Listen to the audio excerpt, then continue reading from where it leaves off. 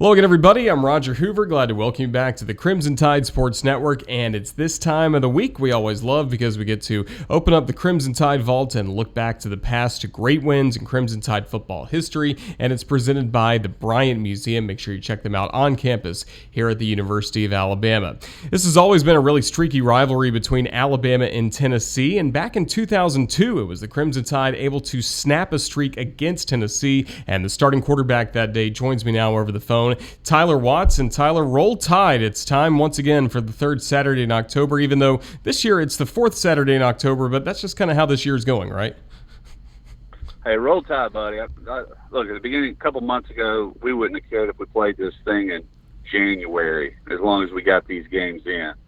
Now the season's kind of underway, and yeah, leaves are turning. It's time to play Tennessee, and they stink again, just like old times, right? It certainly seemed that way with the last two losses they had against Georgia and Kentucky. But the Crimson Tide, once again, are rolling. We've already seen Alabama pick up 4 wins. Just what's impressed you about this Crimson Tide team, especially this offense with Mac Jones? Hey, biggest thing I think is just hadn't missed a beat. I feel that everyone thought that with Tungavaloa and Judy and those guys leaving for the NFL that the offense would kind of take a step back and it would be the defense team to step up for them to be competitive, especially early on as they kind of found their way. But this Mac Jones and this offense, I mean, they just keep churning, and it's amazing his ability to throw the deep ball, obviously, and how explosive they are across the board. Running game seems to be better than it was last year, as some of those guys on the offensive line are now seasoned, really have some games under their belt and seem to be dominating the line of scrimmage. Protection's holding up good, and as most college quarterbacks these days, if you give a guy time to throw the ball, he'll pick a defense apart. Mac Jones has not let anybody down. I mean, he has been on fire all year long with the rest of this offense. Yeah, you mentioned the deep balls. He's just got such a tremendous touch for that, and Alabama seems to be going over the top more than they did maybe with Tua at quarterback. Is that what you've seen? I don't know if it's more or he's just hitting all of his opportunities, not necessarily forcing the thing, but I think a lot of times also, Roger, the fact that when you're able to run the football, that's going to suck everybody up and create some one-on-one situations in the past. And he's done a good job of identifying that and being quick to go with the ball. And you talk about the touch. He absolutely has that, and his ability just to throw a high, deep ball and allow his receivers to adjust and run it down. I mean, you got 2 speedy guys out there in Waddle and Smith that can. It's hard to overthrow. And he throws it up and allows them to go to it. And Olmichi's in there as well, and just gives them an opportunity. And you could kind of see a couple of those passes last week versus Georgia where the receiver's well covered, but he believes in those guys, and he has good timing with them. And he just puts the ball up, says 50-50 on a foot. It's 80-20 in our favor. Yeah, it's really been fun to watch. This Crimson Tide offense is rolling. Alabama's 4-0 on the year, and now they make the trip to Neyland Stadium in Knoxville to take on Tennessee. And let's talk about the classic game that we're here to discuss, the 2002 Alabama against Tennessee game. Just what do you remember about the preparation, getting ready to try and break that 7-game losing streak against the Vols?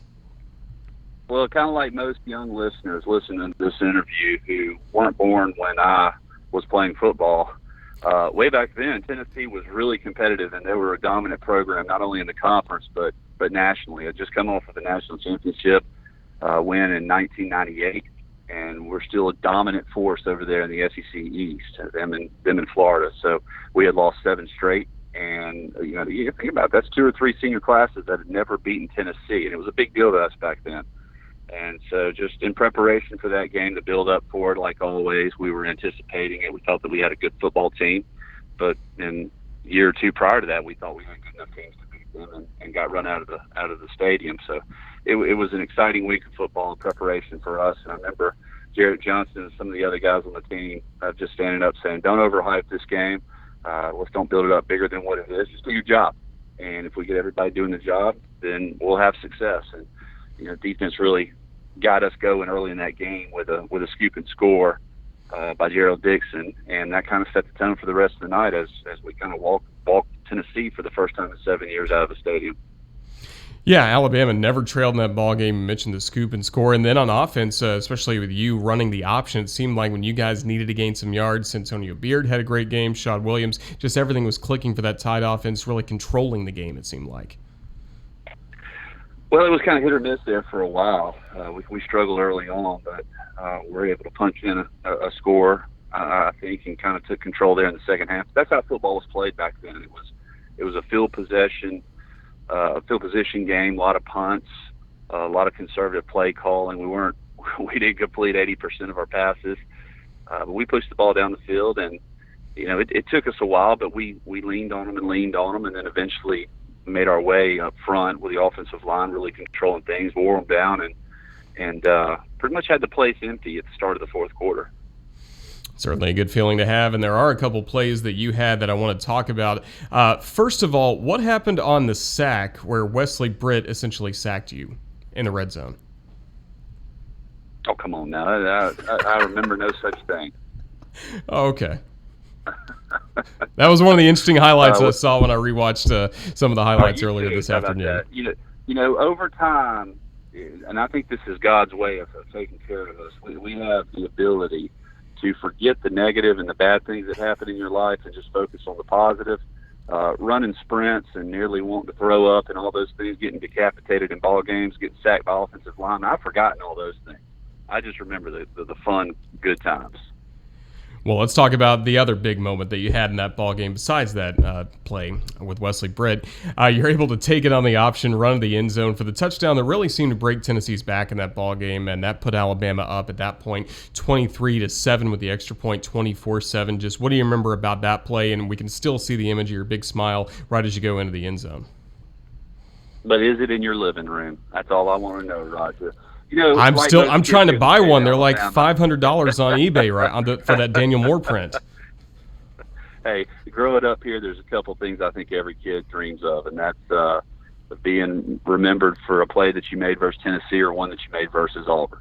And I was fortunate enough to have that opportunity versus Tennessee of scoring a touchdown on an option play and get up in the line of scrimmage, and I knew that by alignment, they weren't going to be able to defend it, and we were able to get in the right call. Everyone executed the play, and walked into the end zone, and you could see the sheer excitement, I think, from everybody on the team at that moment, because it was all 11 of us celebrating there in the end zone, and that was just of years of kind of wanting to be in that situation, of sheer excitement of knowing that, all right, we got these guys. We're about to have some fun for the rest of the night.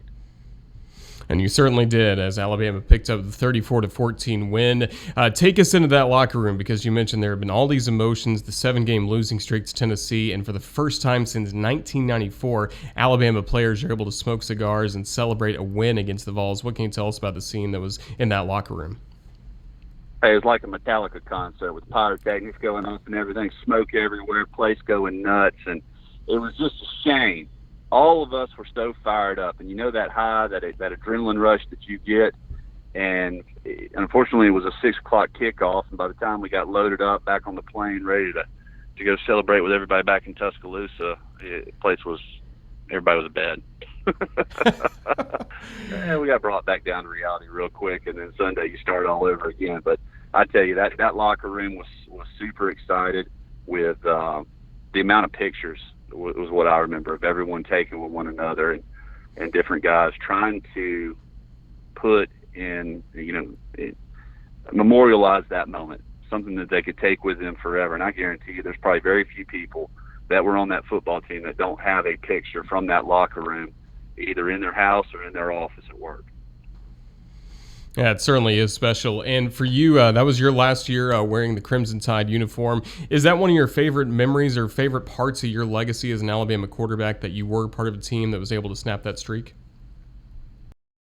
It was for us. And it had so much to do with the fact that we had little success versus them for 7 years, like we talked about. And, that's kind of the highlight of our career. I mean, there was a lot of really good moments, played with a bunch of great guys, but that was the one that kind of stood out. And, our senior year might not have ended the way we wanted to on a high note, but we did get to end my career with a win out in Hawaii, which was good. But that game versus Tennessee that night up in Neyland Stadium, starting the game in front of 100 and however many thousand and ending it in front of just about 20,000 Alabama fans, that was pretty cool.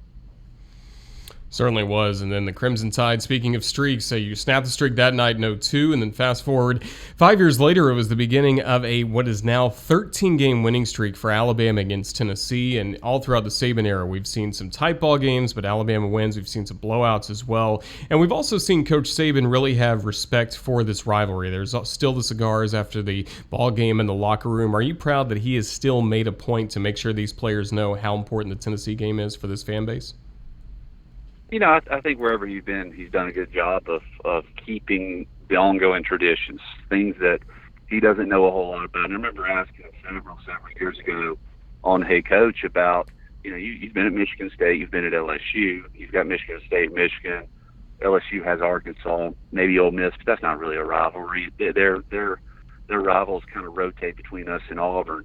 You know, is it any different with being here and it being the schools being so close and having so much success and things of that nature? And he commented on that. You know, he wasn't really sure about the Tennessee and the Auburn rivalries to begin with, but he learned real quick, and he appreciated that. And you got to understand, I mean, man, that's what makes this stuff fun. I mean, it really is, because if there was no interest and no passion behind it, then, you know, it's just an intramural game. But it means so much to so many people, and these coaches catch on to that quicker than anything. They want to be a part of it, and they get juiced up about this stuff too. Well, Tyler, as we start to wrap things up, just tell Crimson Tide fans what you're up to, and again, any final thoughts about the game this weekend between Alabama and Tennessee? Well, right now, just sitting here in Tuscaloosa, or in Birmingham, rather, working, selling insurance.